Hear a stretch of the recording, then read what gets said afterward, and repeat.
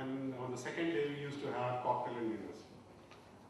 So young boys, 25 to 32-year-old boys, they would have a lot of drinks on and so forth. We realized that how long will we go on drinking binge, you know? The sheer waste, I mean, that's what it felt.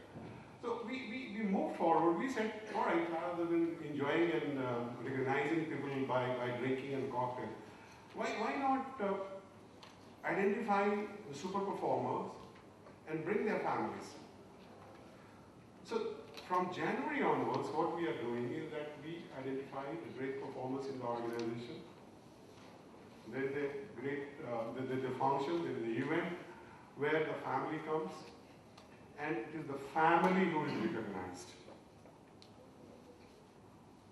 Last January, we had an event in Epicenter, which is just across the road, Indian Capital House. We had about 1 dozen successfully super performers. The families came, the mothers came, father came, mother-in-law, daughter-in-law, wife. They were put on the stage, they were videoed, and we encouraged them to talk about their son, their daughter, who are part of our organization. And we recognize these families. We put shawl around their shoulders, and we recognize that we are grateful to you that you have given your son and daughter to our organization. Thank you very much. You can imagine the bonding. It's now organization and family. It's not organization and employee. Reasonable success. We are on that journey. I'm not saying that we have succeeded and it's a cakewalk, but yes, reasonable success.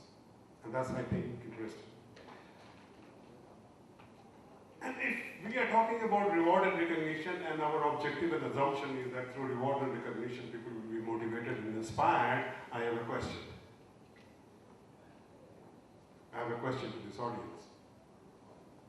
Do you think that the Jawan of Indian Army is highly rewarded and recognized financially? Who is standing on Siachen border in -32? What kind of salary he gets? You know and I know. Fortunately, I have Colonel Saxena sitting in the front row as a participant. Ask him how much money they get. Why they are standing and defending so-called your Bharat Mata at -32? That's a question we so-called management experts must ask. That's a very fundamental question. And this question has been troubling me for the last 2 decades. And I don't have an answer. About 15, 17 years back, I had an opportunity to meet and interview quite a large number of lieutenant colonels and major generals. And I used to ask these retired guys that, general साहब ये बताइए कि क्या आप करते हैं जिसकी वजह से एक आपका जवान -32 में काम करता है और देश के लिए सो कॉल्ड जान देने के लिए तैयार है। मेरी प्रॉब्लम तो ये है कि मैं 8 घंटे काम नहीं करवा सकता और तनख्वाह में बेच देता हूँ, ईसॉप देता हूँ, पता नहीं क्या क्या देता हूँ। आप क्या करते हैं? And obviously the answer was not money. So what we are talking about? And these gentlemen have said that nobody dies for Mother India. That's a myth. ये कहानी है भारत माता के लिए जीना और मरना. People who die on that battlefront, they die for 3 reasons. And that's my understanding as a student of human behavior and management and leadership. They die for 3 things. Naam, Namak, Nishan. Naam. And Colonel Saxena kindly correct me. You're absolutely right. Naam is the regiment, the name of the regiment. That pride. Do I die for Snyder? Do I die for Pizarro? Let's ask this question. Do I die for Imperial? Do I die for Graham? Do I die for IBM? Let's ask this question. and answer it honestly. What happens in the Indian Army or Indian Navy or Indian Air Force? That's something we have to learn. Now, namak. This is my understanding, and Colonel Saxena, you can correct me. I said, what namak has to do with so-called reward and recognition and motivation and inspiration? One of the brigadier who used to work, I used to work rather with him. He was our chief security officer in the Scots group, Colonel Brigadier Joginder Singh. He said that in Gorkha regiment there is a ritual whereby they literally put a ball of salt, and when you join Gorkha regiment, you have to pass through and you have to take a pinch of salt, put on your tongue, and you're part of the family. It's like namak khaliya. Regiment ka namak khaliya.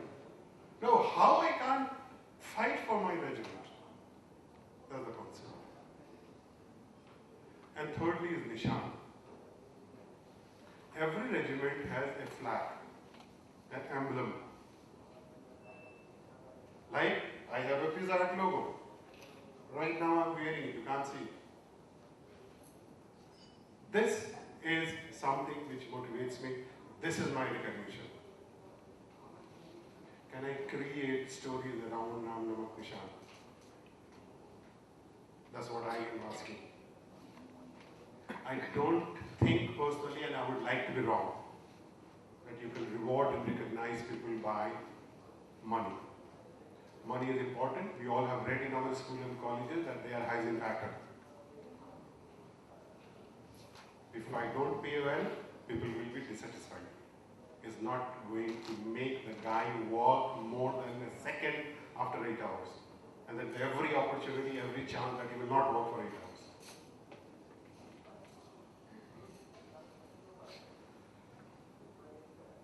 Recognition, reward has become entitlement today. It has become entitlement. If he has a Camry, I must have a Camry if both of us are directors. So how Camry is going to motivate me, inspire me? I would like to submit, if we can do something as a HR professional whereby if we can help the person to grow as a human being, and that growth, if it can impact others' growth, that's the biggest reward. हर एक बात पे कहते हो कि तू क्या है, तुम्हें बताओ कि अंदाज़े गुफ्तगू क्या है, and Ghalib goes further, and that's where the answer lies. बना है शाह का मुसाहिब फिरे है इतराता, बना है शाह का मुसाहिब फिरे है इतराता. Ghalib was poet in the court of Bahadur Shah Jafar, and he was a non-conformist.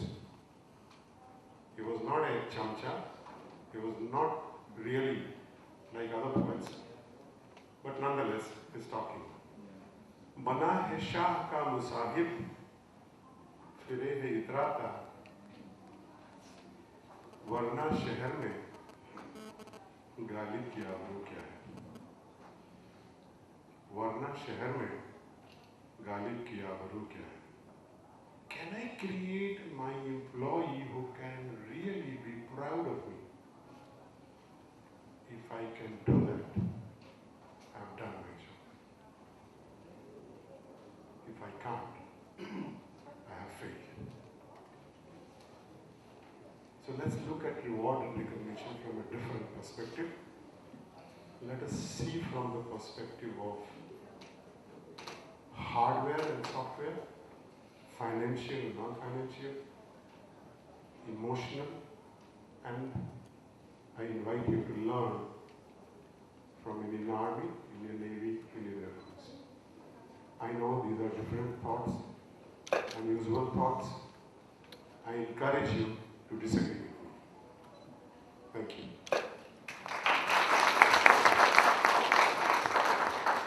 Thank you, Dr. Singh.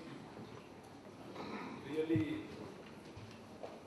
अपने ऑर्गेनाइजेशन में नाम नमक निशान के लिए बनने वाले लोग पैदा कर लेंगे, तो there will be no need for such discussions for the work conferences.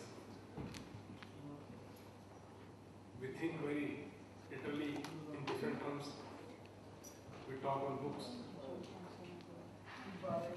but ultimately you have to create, you have to change the mindset of the people. It's like he has added a very, I should say, very right concept of the like. If we choose our son-in-law or daughter-in-law, if we choose our employees like that, it's same pains and same depth, and how we nurture them in our family and build them into our culture, the same pains if we take for the organization, I don't think there should be any problems. Thank you. Any questions, please? I just need to can I have the mic? Please. I have a mantra which is on reward and position on 4 lines. Praise free. Praise with reckless abundance. Because that's how you psychologically condition people to perform successfully. Praise daily and it should give a wow factor. When you praise somebody, you should feel wow. I'll give you a very small example. There was a UN volunteer working under me in Africa. And she was looking after 250 orphans. She was doing a great job. She was very fond of napkin coat, famous. I was observing her. So when I came back to India, I bought a collection of napkin coat. You could not imagine the happiness that she got. That's what the customization we talk about. Thank you. Any other question? Branch capital. Though since morning we've been hearing that good things about rewards and recognition, and we understand that rewards and recognition play an important role in employee engagement. But we also understand that these programs usually get encashed by top 20% people who perform and they get recognized.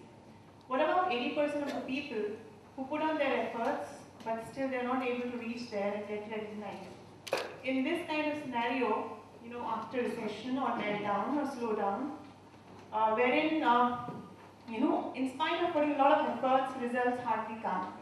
And in this scenario, we only look at numbers and the final output. So in this kind of scenario, you feel that rewards and recognition, effort-based rewards and recognition is possible? How do we take care of such challenges? Yeah, sure, why not results? You see, at this point of time, good people, I think, look at their skill development, invest in training. Because somebody is performing exceedingly well, I think we need to think through for leadership development program, various other programs. So there are ways and means of investment in them, not only giving only financial results, because the organization is not meeting financially those results, then giving financial results down the line is a difficult time, is not the call. There are ways and means where you can recognize those, like all of us, I think, have spoken of non-cash benefits or creating. Especially to me, I think the training is inputs are very, very motivating factor for people, because at that point of time, in time like this, if somebody can get a good investment, suppose if a good person, I say, okay, 4-month MBB program at Ahmedabad, we're going to send you. The guy is going to be excellent. He said, okay, I come back, I want to work with you. You see, programs like this, so 2 months leadership program at Bangalore. Stuff like that. There could be various ways and means of recognizing or further nurturing talent at the difficult time as well. There's no only one way of giving only cash. In fact, I would like to add to that. And this year, I think, was really a paradise for all the HR professionals, because they didn't have to worry about retaining the guy, retention and the cash award, because there wasn't any cash. So this year was the time to recognize people through other creative ways. And as I have also shared for Schneider, that we created the pat on the back for effort. We created the voting mechanism, which had no link on hype or talent or anything, recognizing the values. We had the Champions Club to recognize the young potential. We had, in fact, there's one more thing that we started recently, and it just needs to fructify. And this is called Leadership Series, where every month on the last Friday we have one book on leadership. There is a person who creates a presentation, and there is another person from the leadership team or from outside who has probably lived one or two principles out of that book, and he shares his own story. So this is time for creative stuff. I think we are getting nervous now that the economy is bouncing back, so there will be other pressures as well. But yes, there are so many ways to think about those other balance 80%, which is more critical for us because that's the backbone of the organization.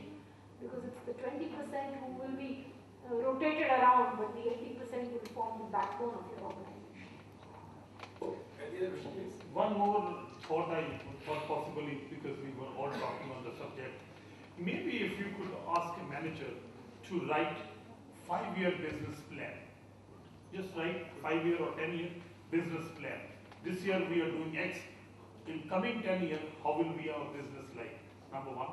Number two, where are you in terms of your educational or mature understanding that you are? In coming 10 years, how are you going to add your part? How are you going to add value to yourself?